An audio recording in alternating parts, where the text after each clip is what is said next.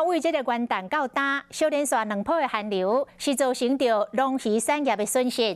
台南沿海地区9000公顷的养殖池，有将近70%的沙白鱼，历顶一波的寒流来冻死。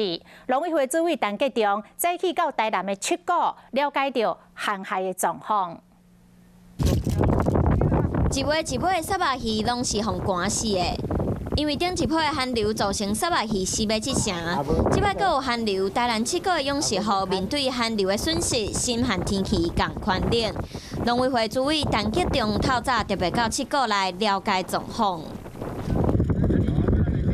台南沿海地区的养殖池有袂少蛤蟆和沙白鱼，连续2摆的寒流造成真济损失。这一段时间，如果工作全部灭亡之后， 后续的湿藻长出来之后，才是渔民最大的问题。啊，雨起来送人只也好，等你来看，像我无鱼人看，所以这道造成阮遮台湾地区的这个寒害补助，我们的整个金额没有到很高。这摆的财损损失，陈吉仲讲要互养殖户，阁有农渔民拢真方便申请。你只要养登录申请，快点6起工作鱼的，即使 那个鱼都已经清理了，那我们还是会有让渔民直接来申请受理。寒流和全台湾拢真寒，阿里山甚至阁无5度。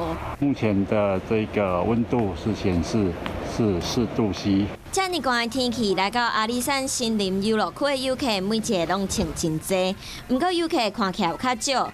这波寒流会伫1月10号较回，不过1月11阁会有强烈的冷气团，阁一摆落南，大家也是爱穿较少的。